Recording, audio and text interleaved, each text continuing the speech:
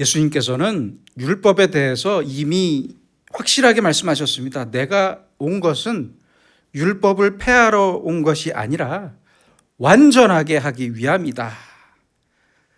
율법의 요구는 아주 대단히 엄격한 것이며 그 요구를 인간이 스스로 축소하거나 율법의 요구를 축소하거나 없애려는 것은 근본적으로 잘못된 생각입니다. 그래서 우리는 율법이 지적하는 죄를 먼저 분명히 인정해야만 합니다. 죄인 된 나를 먼저 인정하고 그에 따른 진실한 회개가 이어져야 하는데 자기의 죄를 스스로 축소하거나 없애면서 자기가 선하고 의로운 사람인 것처럼 만드는 자기 정당화는 대단히 잘못된 일입니다. 다시 말하면 율법의 원칙은 그대로 두어야 합니다. 내 생활에 따라서 혹은 내 행동을 정당화하기 위해서 율법을 고무줄처럼 느린다거나 줄인다거나 그 원칙을 버리면 안 됩니다. 그러므로 엄격한 율법을 우리가 그대로 인정하는 것이 율법을 완성하는 출발점이 되는 것이고 기독교의 이 윤리적인 생활의 핵심이 됩니다. 내가 다 실천하지 못하더라도 하나님께서 주신 율법은 모두 옳은 것입니다. 모든 사람이 다 지키지 못했다 하더라도 율법은 그대로 율법입니다. 이 사실을 먼저 깨끗이 인정하고 출발해야 합니다. 지금 율법에 대해서 설명하시는 예수님의 설명도 그렇습니다. 율법이 무엇이냐는 말씀이에요. 인간 스스로 하나님의 율법을 자기에게 편하게 자기 마음대로 자르고 줄이고 늘리고 재단해 놓고 그것을 다 지킨다면서 의롭다고 생각하는데 아니라는 말씀입니다. 아니에요.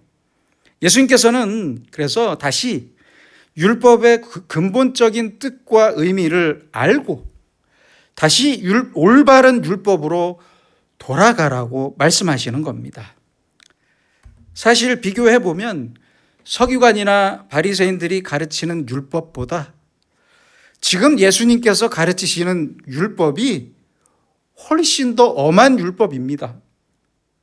더 지키기가 어려운 율법이에요. 서기관과 바리새인들의 율법은 그래요. 다 지키는 사람들이 있었어요. 다 지키는 사람이 있을 만한 율법이지만 예수님께서 다시 해석하신 율법은 그 요구를 모든 사람이 다 지키지 못할 수도 있기 때문입니다. 예수님께서는 하나님께서 말씀하시고 의도하신 율법, 그 본래의 뜻을 아주 확실하게 설명하고 계십니다. 지난주에 공부한 대로 예수님께서는 6번째 계명인 살인하지 말라를 예로 들어서 말씀하실 때 형제 자매를 미워하거나 혐오하거나 그들에게 화를 내고 욕하거나 저주하는 것도 살인이라고 말씀하셨어요. 이 말씀에 자유로운 인간이 있을까요? 훨씬 더 어렵죠. 인간들이 해석할 때는 그냥 때리거나 찔러 죽이거나 쏴 죽이지만 않으면 계명을 지키는 것으로 생각했는데 예수님의 말씀은 미워하는 것부터가 살인이라고 율법을 다시 해석하셨습니다. 미움이 죄를 생산하고 그 죄가 성장해서 사망에 이르게 된다는 말씀이에요. 인간이 생각하는 것보다 훨씬 더 엄격하게 말씀하셨습니다. 미움으로써 다른 사람의 마음을 죽이고 의지를 죽이고 삶의 의욕과 그 정신을 죽이면 결국 시간이 지나면 살인으로 끝나는 겁니다. 그렇잖아요. 그래서 형제자매를 미워하고 비판하고 혐오하는 정신적인 살인도 살인이다. 그러므로 미움과 증오를 버려야 하고, 불화했다면 빨리 화해해라, 화목해라. 바로 이것이 살인하지 말라는 율법, 그 본래의 뜻이라고 예수님께서 가르치셨습니다.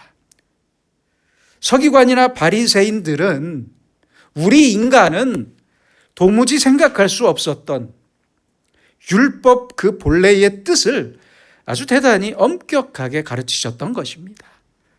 오늘도 예수님께서는 27절에서 다른 율법을 또 예로 들어 말씀하십니다. 또 간음하지 말라 하였다는 것을 너희가 들었다. 10계명 중에서 7번째 계명도 살인하지 말라는 6번째 계명처럼 대단히 엄격하게 해석하셨습니다. 28절입니다. 음욕을 품고 여자를 보는 자마다 마음에 이미 간음하였느니라. 내 아내가 아닌 다른 여자를 보면서 음욕을 품었다면 그때부터 이미 간음이다. 어떻습니까? 훨씬 더 어려운 율법입니다. 마음속에 있는 간음을 말씀하시는데 조금만 더 깊이 생각하면 마음의 간음이 훨씬 더 중요한 문제라는 말씀이에요. 정신적인 간음과 육체적인 간음을 놓고 볼 때 정신적인 간음이 훨씬 더 근본적인 문제라는 말씀입니다. 예수님 당시 유대인들에게는 간음이라는 율법에 대해서 전통적이고 사회적인 그 관념이 어땠냐면 이렇습니다. 지금도 그렇습니다만 비슷합니다만 다른 사람과 육체적인 관계가 있을 때만 간음으로 생각했어요. 그때나 지금이나 비슷한 것 같아요. 마음이나 정신적인 나쁜 생각은 간음으로 생각하지 않았어요. 그게 사실이잖아요. 그래서 유대인들은 간음하지 말라는 계명에 대해서 스스로 깨끗하다고 생각했습니다. 그렇게 생각하고 살았어요. 나는 누구와 간음한 일도 없고 누굴 죽인 일도 없다면서 스스로 의롭다고 생각했어요. 이렇게 자유롭게 생각하는 동안 그 마음속에 자리 잡은 미움이나 음욕은 생각하지 않았습니다. 그러나 예수님은 오늘 전혀 다른 말씀을 하십니다. 육체적인 관계만 간음이 아니라 정신적인 것도 간음이라고 훨씬 더 무게 있는 말씀을 하셨습니다. 유대인의 전통적이고 관념적인 오해가 하나 더 있습니다. 손뼉도 마주쳐야 소리가 난다고. 아니, 간음은 혼자 하나요? 남자와 여자가 하잖아요. 남자와 여자가 함께 저지르는 죄입니다. 그런데 유대인들은 여자에게만 죗값을 물었어요. 우리나라도 그랬잖아요, 과거에. 요한복음 8장 1절로 11절에 보면 서기관과 바리새인들이 간음하다 걸린 여자를 예수님 앞에 끌고 와서 이 여자를 죽일까요, 살릴까요? 이렇게 물었습니다. 그런데 성경 어디를 보아도 제가 다 찾아봤거든요. 함께 했던 남자는 보이지 않아요. 없어요. 이렇게 유대인들은 철저하게 율법을 남성 중심적으로만 해석했습니다.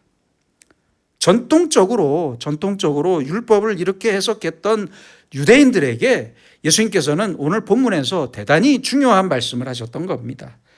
음욕을 품고 여자를 보는 자마다, 남자들한테 얘기하는 거예요.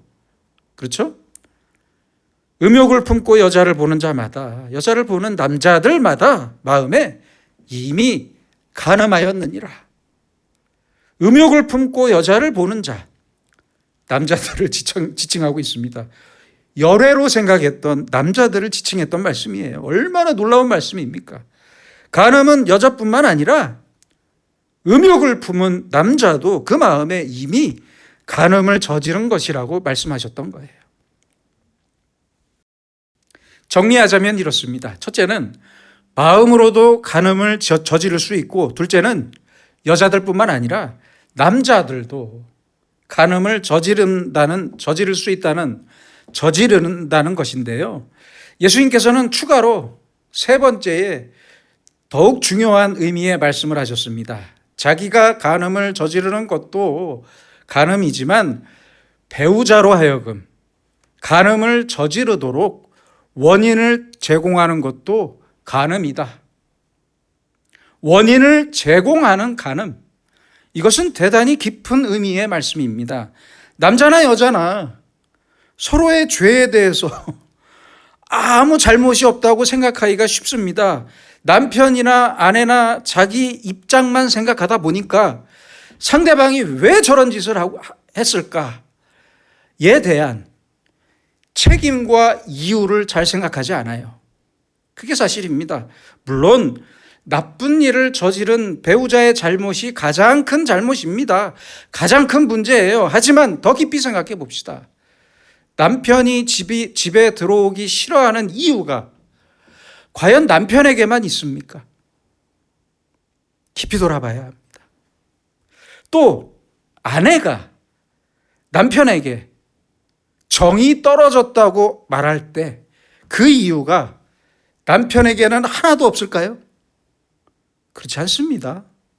남편이 퇴근하면 집에 들어오기 싫은 이유가 아내에게는 하나도 없고 아내가 집을 나가버리고 싶은 이유가 남편에게는 하나도 없냐는 겁니다. 내 배우자의 사랑이 식어버린 이유가 과연 나에게는 없냐는 말씀이에요. 나에게는 없을까요? 깊이 생각해야 합니다. 내 남편이나 아내를 범죄하게 한 책임이 나에게도 있다는 말씀이에요. 오늘 예수님께서는 32절에서 대단히 중요한 말씀을 하십니다. 음행한 이유 없이 아내를 버리면 이는 그로 간음하게 합니다. 이 말씀을 읽을 때 단순히 집 밖으로 쫓아내는 것만 생각하기 쉬운데 계속해서 마음을 강조하셨던 예수님의 말씀을 생각한다면 배우자를 집 밖으로 쫓아내는 것뿐만 아니라 내가 내 마음에서 남편이나 아내를 버리지는 않았는지 돌아봐야 합니다. 정말로 큰 이유 없이 남편의 마음에서 아내를 버리고 아내의 마음에서 남편을 버려서 간음하게 하는 것도 똑같은 죄가 된다는 말씀이에요. 얼마나 무서운 말씀입니까? 깊이 생각해야 할 말씀입니다. 남편은 아내에게, 아내는 남편에게 그래서 마땅히 해야 할 도리를 다 해야 합니다.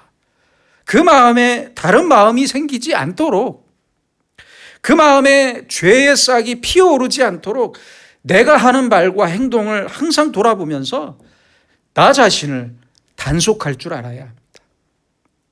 마음에서 남편을 버린 아내나 아내를 버린 남편 모두에게 간음의 책임이 있다는 말씀이에요. 책임이 있어요. 그런데 간음에 대한 원인 제공에 대해서는 다 잊어버리고 간음한 사실만 놓고 저 사람만 나쁘다고 복수하겠다고 하는데 아닙니다. 그런 얘기가 아니에요. 결혼은 남자와 여자 두 사람의 인생에서 가장 중요한 쌍방 의무 계약이기 때문입니다. 쌍방에게 의무가 있고 책임이 있어요. 그래서 서로가 서로에 대해서 책임질 줄 알아야 합니다. 남편이 잘못했다면 아내도 그 책임을 지고 아내가 잘못했다면 남편도 당연히 그 책임을 질 줄 아는 관계. 이것이 바로 부부라는 사실을 잊지 말아야 합니다.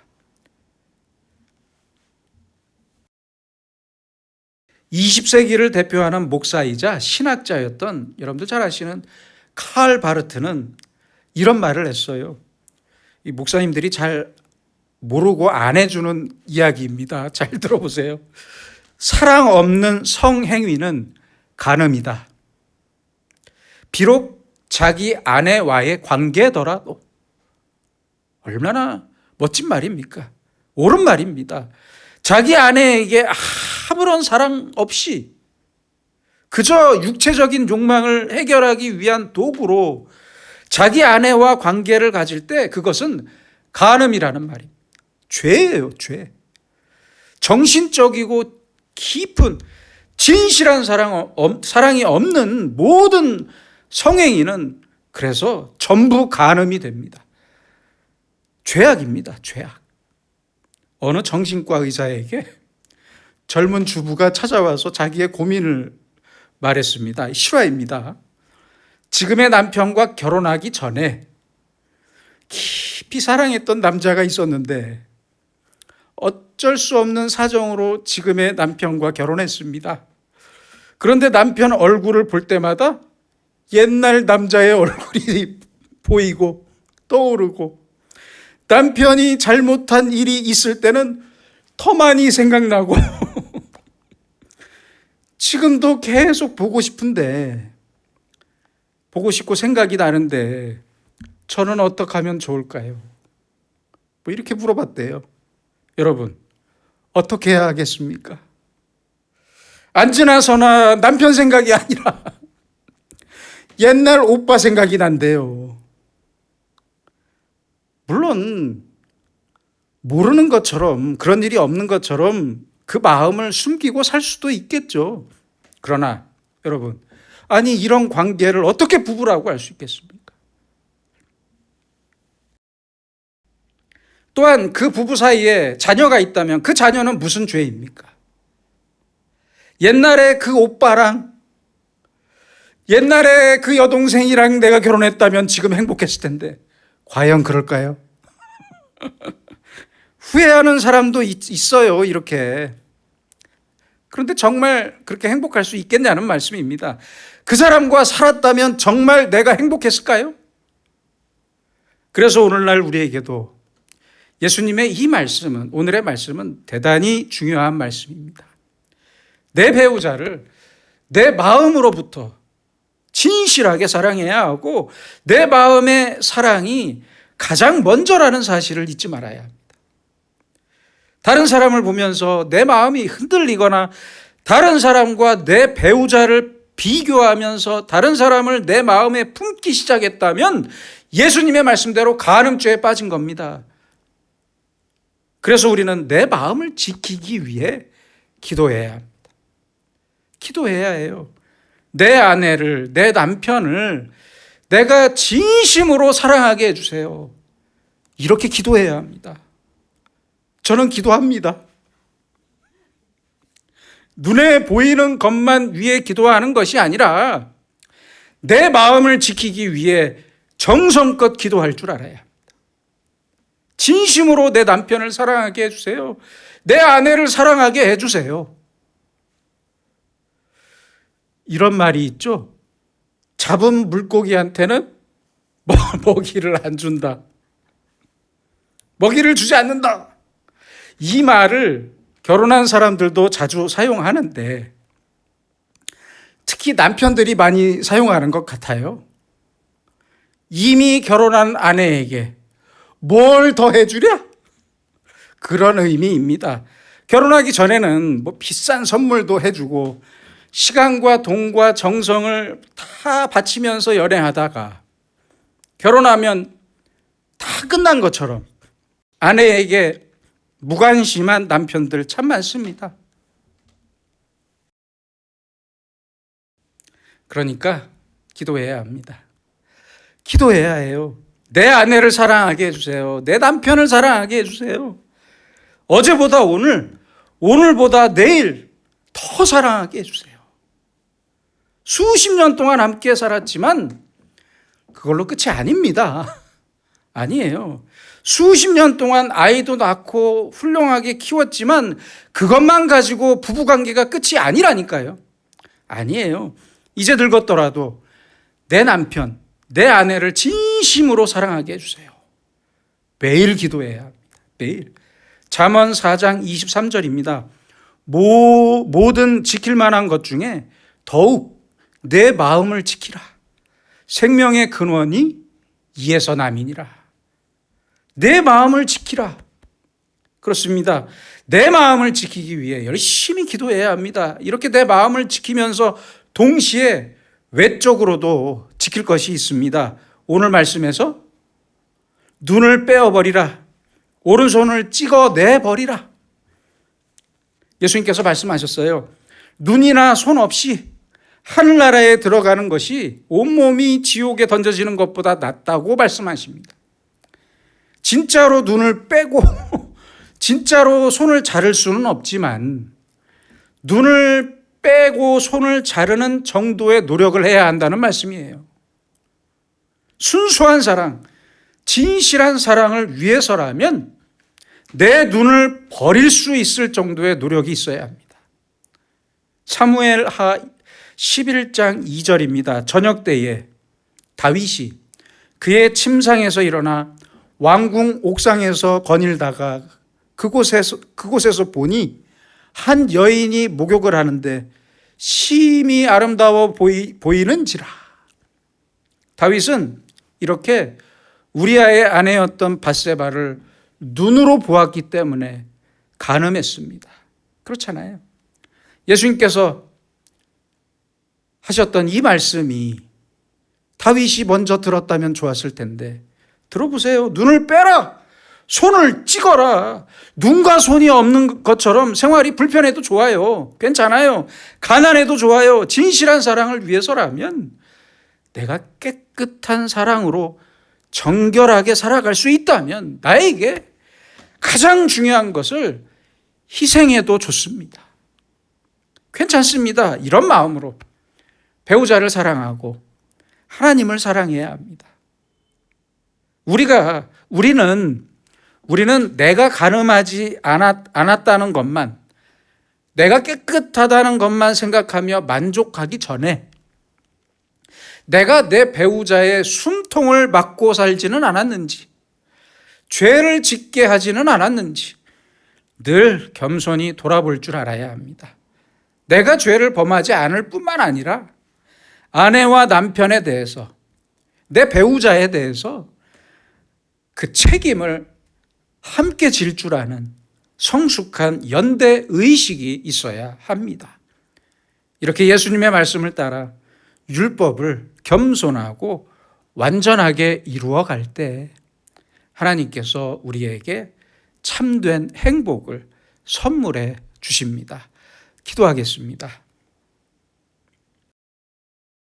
사랑의 주님, 십자가로 보여주신 우리를 향한 주님의 눈먼 사랑을 알고 배우게 하옵소서. 어리석고 부끄러운 나라는 인간을 사랑하셔서 십자가만 바라보셨던 주님처럼 우리도 먼저는 주님만을 향한 마음과 눈과 손과 발을 갖게 하셔서 내 배우자를 깊이 마음에 담고 늘 반성하며 책임지는 사랑을 하게 하시고 내 가족과 이웃을 섬기는 사랑으로 내 삶에서 주님의 사랑을 이루며 완성하는 주님의 제자로 살게 하여 주시옵소서. 예수님의 이름으로 기도드립니다. 아멘.